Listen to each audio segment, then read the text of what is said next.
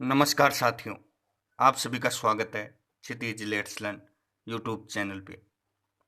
हिंदी की शिक्षण विधियों के महत्वपूर्ण प्रश्न उत्तर अपन करेंगे। सर्वप्रथम आप सभी को कृष्ण जन्मोत्सव की हार्दिक शुभकामनाएं।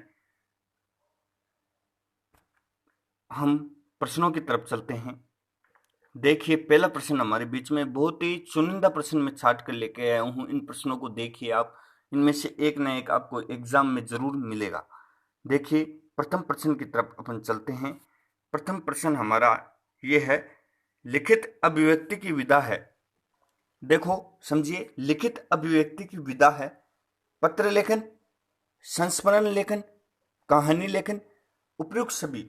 मतलब लिखित अभिव्यक्ति की इनमें से कौन सी विधा है? पत्र लेखन है, संस्मरण लेखन है, कहानी लेखन है या उपयुक्त सभी?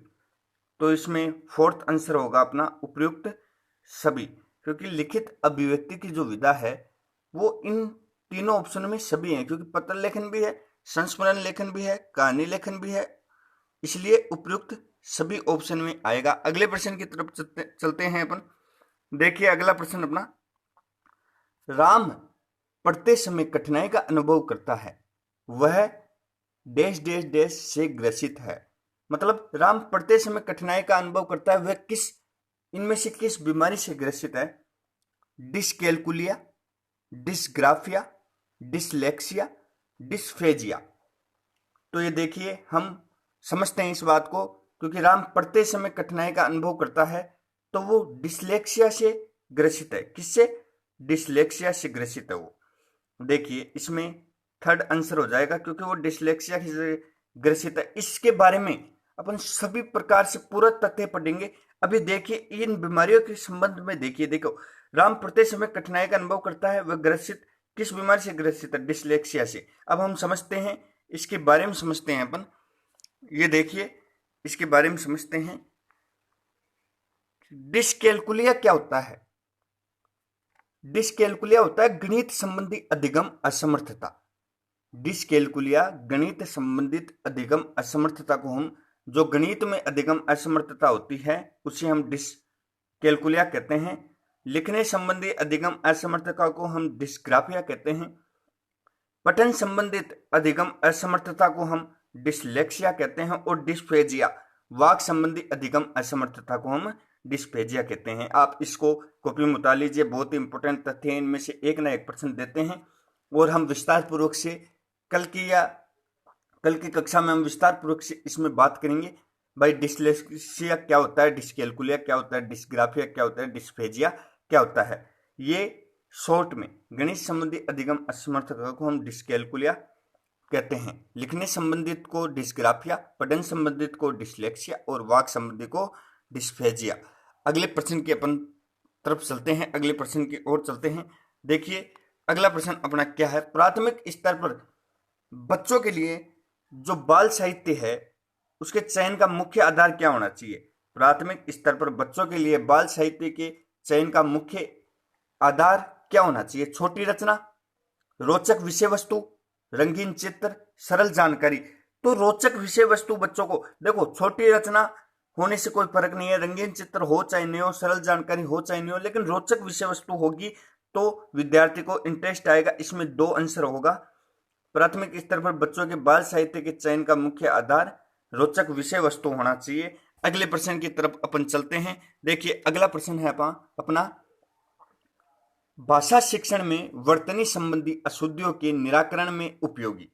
देखिए भाषा शिक्षण में वर्तनी संबंधित अशुद्धियों के निराकरण में इनमें से क्या उपयोगी है? अनुकरण वाचन, श्रुत लेखन, व्याख्यान, गृह कार्य। देखिए भाषा शिक्षण वर्तन में संबंधी अशुद्धियों के निराकरण में उपयोगी श्रुत लेख है, क्योंकि अगर हम वर्तनी में अशुद्धियां कर रहे हैं, हम श्रुत लेख लिखेंगे तो वर्तनी में अशुद्धियां नहीं होंगी, तो इसमें दो आंसर होगा। देखिए आगे प्रश्न की अपन तरफ चलते हैं। कोल्डवेल कुक किस विधि के प्रवर्तक हैं? कोल्डवेल कुक जो किस विधि के प्रवर्तक हैं? अपना अगर सभी विधियों के प्रवर्तकों का अगर आपने पाठ नहीं देखा है तो आप जाकर देख सकते हैं, आप अपना वीडियो देख सकते हैं। सभी सभी शिक्षण विधियों के संबंधित प्रवर्तकों की हमने बात की है। तो देखिए, कोल्डवेल कुक किस विधि के प्रवर्तक हैं? कोल्डवेल कुक किस विधि के प्रवर्तक हैं? प्रोजेक्ट विधि के, दल विधि के, या खेल विधि के? तो खेल विधि के हैं। तीसरा इसमें आंसर हो जाएगा। कोल्डवेल कुक खेल विधि के प्रवर्तक हैं। देखिए, आगे प्रश्न की तरफ चलते हैं अपन। निम्नलिखित में से कौन सा लेखन अभ्यास है? निम्नलिखित में से कौन सा लेखन अभ्यास है? सुलेख, श्रुतलेख, अनुलेख, या उपयुक्त सभी? तो इन सभी में सभी लेखन अभ्यास हैं, तो इसमें उपयुक्त सभी आएगा। तो फोर्थ इसमें आंसर हो जाएगा अपना उपयुक्त सभी, क्योंकि सुलेख भी लेखन अभ्यास है, श्रुतलेख भी, और अनुलेख भी लेखन अभ्यास है। अगले प्रश्न की तरफ अपन चलते हैं। देखिए, अपना अगला प्रश्न क्या है? लेखन कला का विकास होता है। लेखन कला का विकास होता है देखने से, अनुकरण से, सुनने से, या अभ्यास से? देखिए, लेखन कला का विकास होता है देखने से, अनुकरण से, सुनने से, अभ्यास से। तो लेखन कला का विकास होगा हमेशा अभ्यास से।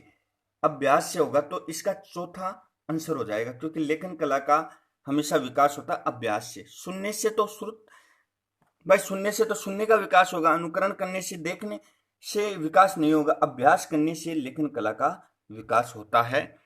देखिए, ये सभी हमारे बीच में एक चुनिंदा प्रश्न हम लेकर आए हैं। आप सभी इन प्रश्नों को देखिए, और डिसकैलकुलिया, डिस्ग्राफिया, डिसलेक्सिया, डिस्पेजिया के बारे में हमने बात की। इस सभी को आप अपनी कॉपी में उतार लेना, और ये बहुत ही महत्वपूर्ण प्रश्न है। आप सभी का धन्यवाद करते हैं। आप वीडियो को शेयर कर दीजिए ज़्यादा से ज़्यादा। और जब तक के लिए जय हिंद, जय भारत।